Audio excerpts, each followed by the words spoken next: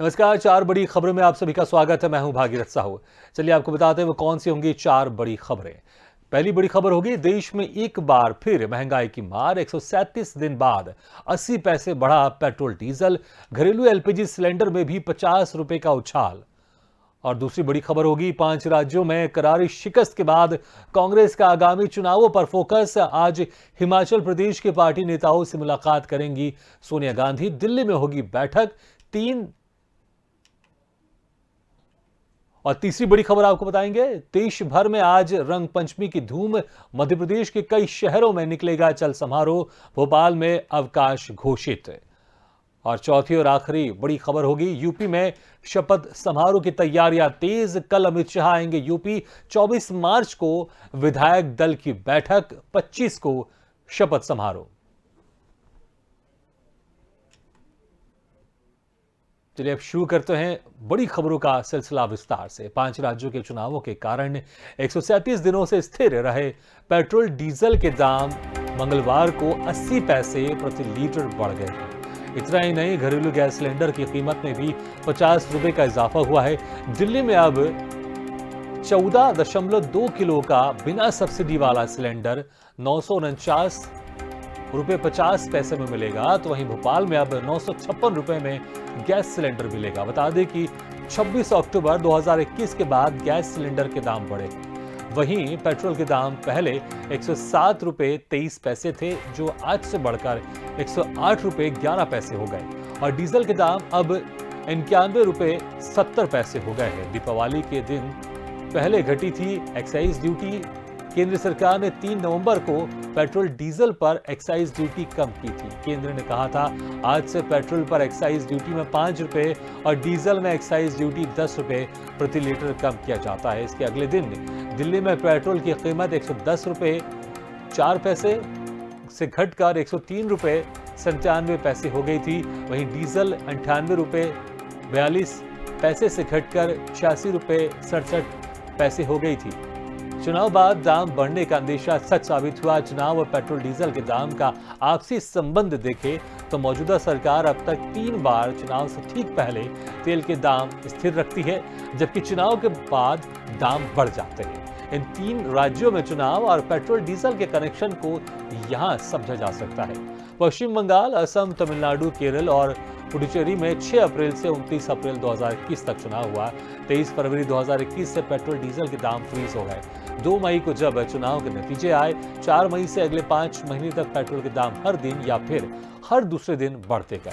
इस दौरान करीब 20 रुपए प्रति लीटर की बढ़ोतरी हुई। 2020 के अक्टूबर-नवंबर में बिहार विधानसभा का चुनाव हुआ। 23 सितंबर से 19 अक्टूबर तक पेट्रोल डीजल के दाम एक बार भी नहीं बढ़े, लेकिन चुनाव परिणाम आने के बाद 20 नवंबर 2020 से कीमतें बढ़ने लगी। 2019 में लोकसभा चुनाव हुआ। मार्च में अंतर्राष्ट्रीय बाजार में कच्चे तेल के दामों में 10% की बढ़ोतरी हुई, लेकिन दाम सिर्फ 1% बढ़े। 20 मई को परिणाम आने के बाद फिर से पेट्रोल डीजल के दाम बढ़ने लगे। रूस यूक्रेन लड़ाई के चलते जो दाम बढ़े थे वो अब गिर रहे हैं।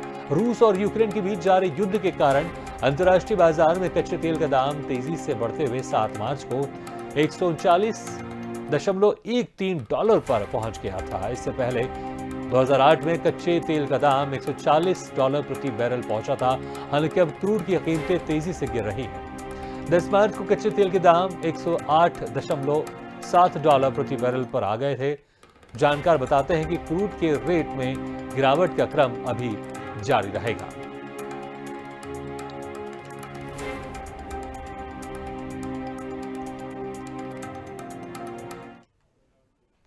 चलिए और दूसरी बड़ी खबर आपको बताते हैं विस्तार से। हिमाचल कांग्रेस में होगा आज बड़ा बदलाव। हिमाचल कांग्रेस में आने वाले दिनों में कुछ बदलाव देखने को मिल सकते हैं।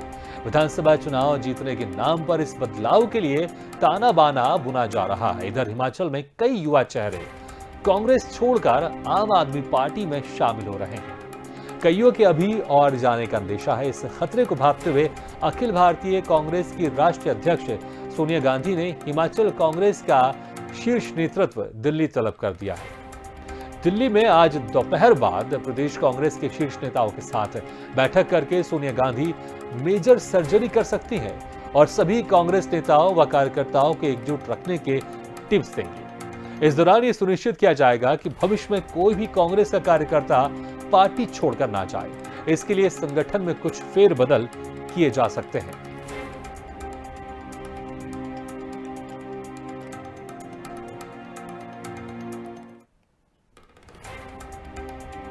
तो हिमाचल में आज कुछ बड़े बदलाव देखने को मिल सकते हैं। जिस तरह से 5 राज्यों में कांग्रेस को करारी शिकस्त मिली, उसके बाद हिमाचल में भी कई कांग्रेसी कार्यकर्ता कांग्रेस पार्टी को छोड़ रहे हैं और दूसरे पार्टी में शामिल हो रहे हैं। अब इसको लेकर कांग्रेस का शीर्ष नेतृत्व चिंतित है और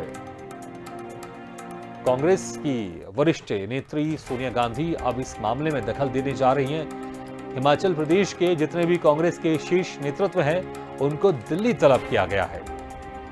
हिमाचल कांग्रेस में आने वाले दिनों में कुछ बदलाव देखने को मिल सकते हैं। विधानसभा चुनाव जीतने के नाम पर इस बदलाव के लिए ताना बाना बुना जा रहा है।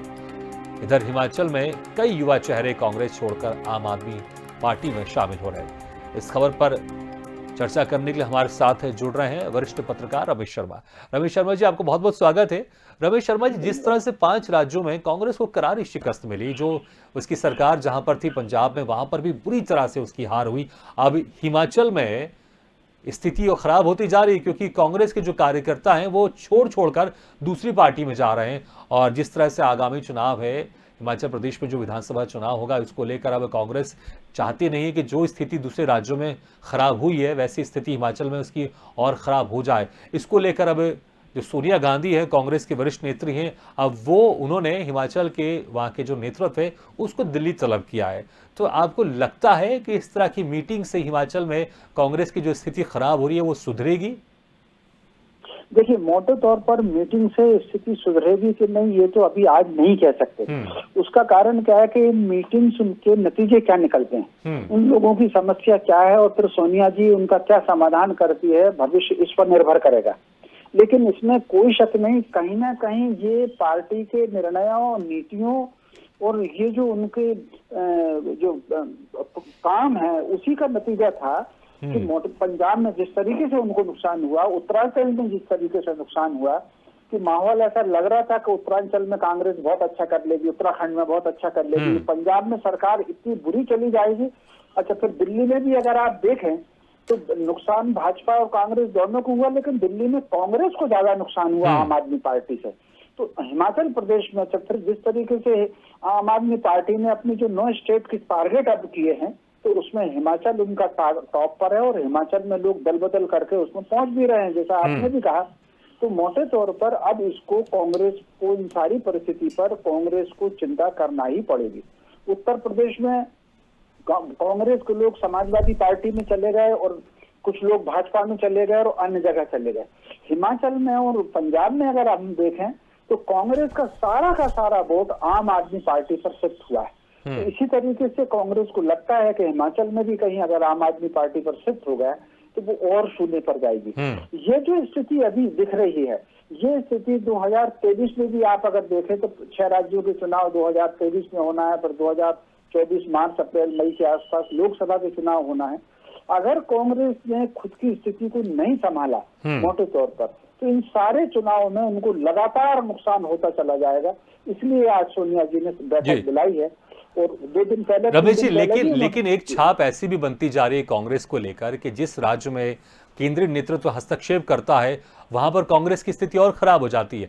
अगर मध्य प्रदेश में हम पहले विधानसभा चुनाव की बात करें, इसके पहले, तो वहां पर एक तरह से फ्री हैंड दे दिया गया था कमलनाथ को और ज्योतिरादित्य सिंधिया को, और शायद यही कारण था कि फिर से कांग्रेस ने सत्ता में वापसी की थी।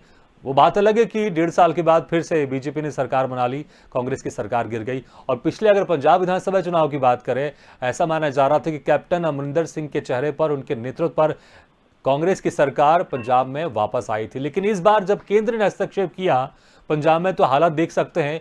अच्छी खासी सरकार उनकी चल रही थी पंजाब में, लेकिन इस बार कैसी उनकी हालत हो गई। तो कहीं ना कहीं ये छाप बनती जा रही है कि अगर कांग्रेस राज्य में अगर हस्तक्षेप करती है तो उस राज्य की स्थिति और खराब हो जाती है। हाँ, ये बात बिल्कुल आप ठीक कह रहे हैं। तो कहीं ना कहीं ये जो मैंने पहले ही कहा कि इनकी मीटिंग में जो वो समस्या बताते हैं उसका सोनिया जी क्या समाधान देते हैं। इसके अलावा एक और बात मैं आपको बताऊं, आप अगर मध्य प्रदेश, राजस्थान, छत्तीसगढ़ में अगर देखेंगे तो उस समय कांग्रेस ने जो कृषि ऋण माफ करने की जो बात कही थी, उस आधार पर उनकी छत्तीसगढ़ में सरकार बनी, राजस्थान में बनी, मध्य प्रदेश में बनी और गुजरात में भी उनका वोट परसेंटेज बढ़ा था और कर्नाटक में भी बढ़ा। लेकिन जिन राज्यों में उनकी सरकारें बन गई थी, वहाँ एक छत्तीसगढ़ को छोड़ करके किसी राज्य में उस वादे में उसमें उन्होंने कुछ ना कुछ पेंच निकाले। मध्य प्रदेश में भी आप देख लीजिए किसान ऋण मुक्ति का उनका पहली किस्त में ये और दूसरी किस्त में ये, राजस्थान में भी देख लीजिए। तो उसके बाद कहीं ना कहीं उनकी साख उस मामले में गिरी किसानों की। इसी बीच में भाजपा को अगर आप देखें तो एक राष्ट्र भाव का जो मुद्दा था, भाजपा ने एक राष्ट्र भाव के मुद्दे को बढ़ाया, जिसमें सर्जिकल स्ट्राइक भी है, एयर स्ट्राइक भी है, इस बीच में राम मंदिर का भी पूजन हुआ। एक बात मैं बताऊं, इस मिट्टी के जो है भारत की, कहीं ना कहीं सांस्कृतिक बात पर ज्यादा जोर है। कांग्रेस जब तक राम राज्य की बात कर रही थी, वंदे मातरम उनका नारा था, स्वदेशी उनका नारा था, पूरा एक छत्र थी कांग्रेस यहाँ से वहां तक। फिर उन्होंने राम राज्य को छोड़ा, वंदे मातरम को छोड़ा, स्वदेशी को छोड़ दिया, तो कुल मिलाकर के फिर वो बाहर हो गए। बिल्कुल रमेश जी, मुझे लगता है कि अगर कोई कांग्रेस का नेता अगर आपकी बात सुन रहा है, अगर इस पर वो अमल कर दे तो मुझे लगता है शायद कुछ बदलाव दिखाई देगा। वरना देखते हैं हिमाचल में अब वहां का जो प्रदेश नेतृत्व है उसको दिल्ली तलब किया गया, देखते हैं क्या कुछ होता है हिमाचल प्रदेश में। रमेश जी बहुत बहुत शुक्रिया हमारे साथ जुड़ने के लिए और इस बात पर अपना एक नजरिया पेश करने के लिए। तो अब हिमाचल का जो प्रदेश नेतृत्व है उसको दिल्ली तलब किया गया, देखना होगा सोनिया गांधी क्या कुछ दिशा निर्देश देती है और कैसे वहां पर जो कांग्रेसी कार्यकर्ता है कांग्रेस पार्टी को छोड़कर दूसरी पार्टी में जा रहे हैं, कैसे वह अपने कार्यकर्ताओं को, नेताओं को रोक पाती है कांग्रेस। और तीसरी बड़ी खबर आपको बता रहे हैं विस्तार से। देश प्रदेश में रंग पंचमी की धूम, आज पूरे देश में रंग पंचमी बड़ी धूमधाम से मनाई जा रही है। होली के बाद एक बार फिर रंग गुलाल के साथ मस्ती हो रही है।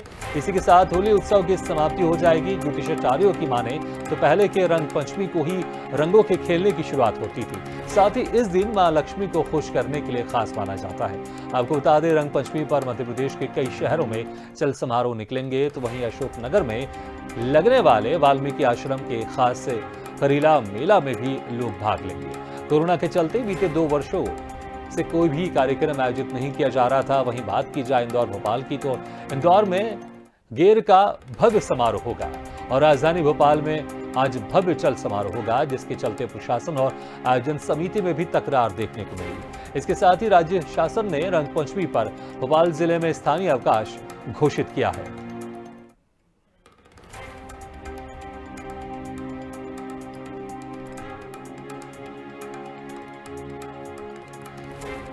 तो आज रंग पंचमी को लेकर पूरे जिस तरह से देश में उत्साह है, वैसे ही मध्य प्रदेश में भी रंग पंचमी को लेकर उत्साह है और जगह जगह होलियारों की टोली निकलेगी और रंग पंचमी के रंगों में रंगे नजर आएंगे। इसको लेकर शासन प्रशासन की तरफ से भी खास व्यवस्थाएं की गई है। इस खबर पर ज्यादा जानकारी के लिए सीधे चलते हमारे संवाददाता विवेक राणा के पास से। विवेक, रंग पंचमी है आज, किस तरह से खास तैयारी की गई है प्रदेश में और क्या कुछ खास माहौल दिखाई देगा आज भोपाल में? भागीरथ, बात की जाए मध्य प्रदेश की, तो मध्य प्रदेश में पंचमी का जो त्यौहार है वो आज और बड़े धूमधाम से पंचमी का जो त्यौहार है वो मनाया जाता है। मगर राजधानी भोपाल की बात की जाए तो राजधानी भोपाल में जो शासकीय जो अवकाश है वो कहीं ना कहीं घोषित कर दिया गया है। क्योंकि बात की जाए मध्य प्रदेश की, तो पूरे मध्य प्रदेश में जहाँ और एक और होली और रंग पंचमी का त्यौहार बड़े हर्ष उल्लास के साथ मनाया जाता है, वहीं राजधानी भोपाल में जो हिंदू संगठन है जो कहीं ना कहीं चल समारोह भी निकालते हैं। और साथ ही बात की जाए जिला प्रशासन की, तो जिला प्रशासन के द्वारा भी जो पानी के टैंकर हैं और बात की जाए गुलाल की बात की जाए या कलर की बात की जाए तो उसकी व्यवस्था भी की जाती है। मगर जिस प्रकार से पूरे मध्य प्रदेश में बीते कुछ दिन पहले की बात की जाए तो होली का जो त्यौहार है बड़े हर्षोल्लास के साथ मनाया गया था और एक भाईचारे का ये जो त्यौहार है वो देखने को मिलता है। क्योंकि कई ऐसे वीडियो सामने आए थे जहां हिंदू और मुसलमान भाई दोनों ही होली के रंग में डूब गए थे। और आज की बात की जाए तो आज रंग पंचमी का त्यौहार और राजधानी भोपाल में बहुत हर्षोल्लास के साथ जो रंग पंचमी का जो त्यौहार है वो मनाया जाता है। पुराने भोपाल की बात की जाए तो पुराने भोपाल में खास तौर पे ये जो पूरा माहौल है वो रंगारंग देखने को मिलता है और साथ ही दोनों समुदाय के जो लोग हैं वो आपस में मिलके होली भी खेलते हैं और साथ ही एक भाईचारे का संदेश देते नजर आते हैं। जी बिल्कुल विवेक, हिंदुस्तान की खास बात यही है कि किसी भी धर्म का त्यौहार हो लेकिन सभी धर्म के लोग मिलकर खुशी से उस त्यौहार को सेलिब्रेट करते हैं, उस त्यौहार को मनाते हैं। आज शासन की तरफ से खास तौर से रंग पंचमी के दिन स्थानीय अवकाश भी घोषित किया गया भोपाल में। बिल्कुल, स्थानीय अवकाश की बात की जाए तो राजधानी भोपाल में स्थानीय अवकाश घोषित किया गया है। साथ ही बात की जाए जिला प्रशासन की और पुलिस विभाग की तो लगातार जिला प्रशासन द्वारा एक और जहां जो चल समारोह निकाला जाएगा उसमें पानी की व्यवस्था की बात की जाए और बात की जाए गुलाल की बात की जाए तो उसकी व्यवस्था जिला प्रशासन द्वारा की जा रही है। साथ ही बात की जाए पुलिस विभाग की तो किसी प्रकार का माहौल खराब ना हो असामाजिक तत्वों के द्वारा, जिसके लिए पुलिस विभाग द्वारा पैनी नजर रखी जा रही है। और साथ ही बात की जाए चौक चौराहों की बात की जाए तो बैरिकेड लगा के वहां लोगों की चेकिंग भी की जा रही है कि किसी प्रकार का जो माहौल है वो खराब ना हो। जिम्मेदारी खास तौर से अहम हो जाती है क्योंकि त्योहार अच्छे से मन सके, इसके लिए पुलिस को अच्छी खासी तैयारी करनी पड़ती है और इसको लेकर भी इस बार भी पुलिस ने अच्छा खासा इंतजाम किया है। विवेक, बहुत बहुत शुक्रिया इस तमाम जानकारी के लिए। तो रंग पंचमी के लिए प्रदेश में शासन प्रशासन दोनों तैयार हैं और स्थानीय तौर पर अवकाश भी घोषित किया गया है और जो होलियारों की टोली है वो खूब तरह से रंग पंचमी का त्यौहार मना सके, लोग उत्साह के साथ मना सके, इसको लेकर पुलिस प्रशासन ने भी खास इंतजाम किए हैं। आगे बढ़ते हैं और चौथी बड़ी खबर आपको बता रहे हैं विस्तार से। योगी सरकार के शपथ ग्रहण समारोह को भव्य और ऐतिहासिक बनाने की तैयारी में सरकारी अमले के साथ ही भाजपा भी जुट गई है। पूरे प्रदेश से लोगों को बुलाने की तैयारी है। यूपी के सभी विधानसभा क्षेत्रों के साथ ही भाजपा के संगठनात्मक मंडलों और शक्ति केंद्रों तक का प्रतिनिधित्व दिखेगा। सभी जिलों से सूचियां मांगी गई है। समारोह में संघ और विचार परिवार के अन्य संगठनों के पदाधिकारी भी मौजूद रहेंगे। उत्तर प्रदेश में नवनिर्वाचित बीजेपी विधायक 24 मार्च को औपचारिक रूप से योगी आदित्यनाथ को अपना नेता चुनने के लिए बैठक करेंगे। इसके बाद योगी आदित्यनाथ का लगातार दूसरी बार मुख्यमंत्री के रूप में शपथ लेने का मार्ग प्रशस्त होगा। बैठक में केंद्रीय गृह मंत्री अमित शाह और पार्टी उपाध्यक्ष रघुवर दास पार्टी के केंद्रीय पर्यवेक्षक के रूप में मौजूद रहेंगे।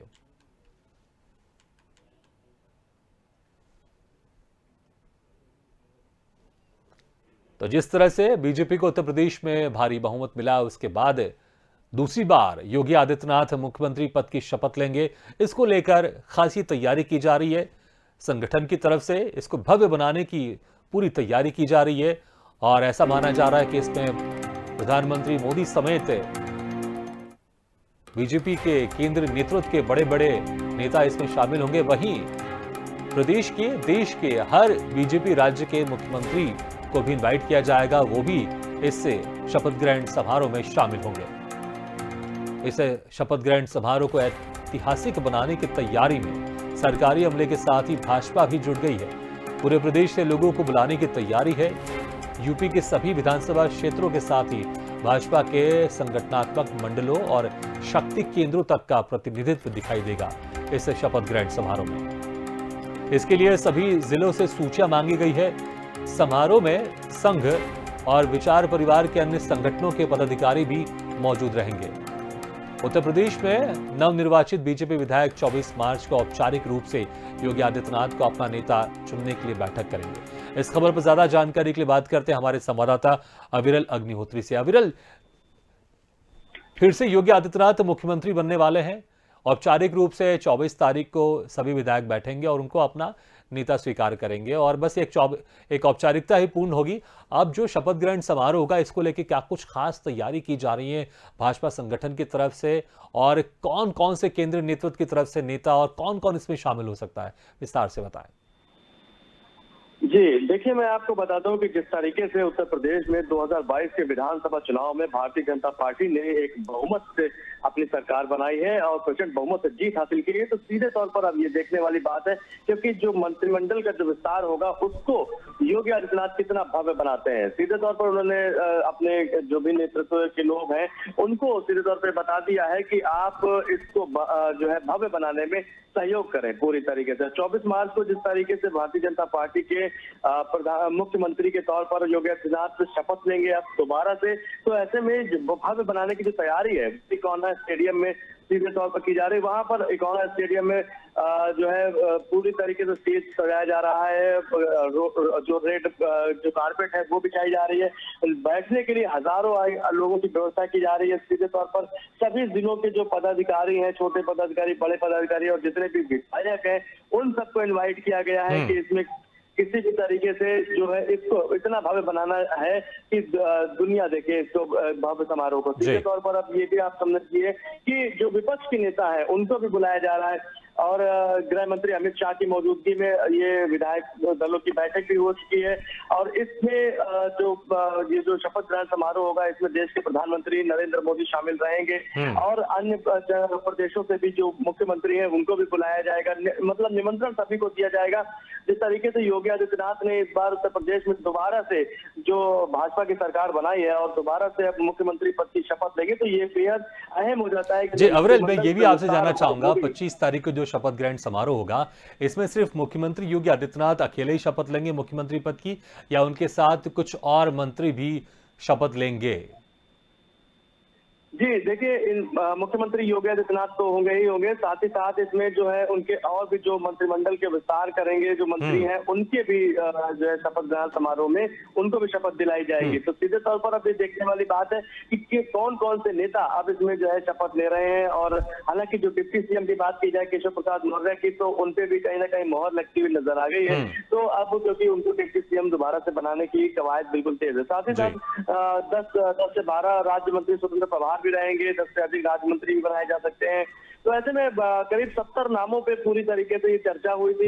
जातिगत समीकरणों को भी साधा गया था, क्योंकि उत्तर प्रदेश में जिस तरीके से भारतीय जनता पार्टी ने सबका साथ सबका विकास की बात करी थी, तो ऐसे में अब सभी जातियों ने जिस तरीके से भाजपा को समर्थन दिया था, तो अब ऐसे में भारतीय जनता पार्टी का भी दायित्व बन रहा था कि सभी जातियों को साथ के चले, उनको दिखाना बिल्कुल अविरल, बीजेपी इस बात को खास ध्यान रखेगी कि जातीय समीकरण और क्षेत्रीय समीकरण को बिठाते हुए सभी लोगों का इसमें प्रतिनिधित्व हो और आगामी जो लोकसभा चुनाव है उसको लेकर कितना ज्यादा इसमें फायदा हो सकता है इसको ध्यान में रखकर कैबिनेट का गठन किया जाएगा। बहुत बहुत शुक्रिया इस तमाम जानकारी के लिए। तो 24 तारीख को बीजेपी विधायक दल के नेता चुने जाएंगे, औपचारिक है ये, औपचारिकता पूर्ण की जाएगी। उसके बाद 25 तारीख को भव्य शपथ ग्रहण समारोह होगा। इसी के साथ 4 बड़ी खबरों में फिलहाल इतना है, लेकिन खबरों का सिलसिला लगातार जारी है। आप देखते रहिए स्वदेश न्यूज। सबसे पहले देश।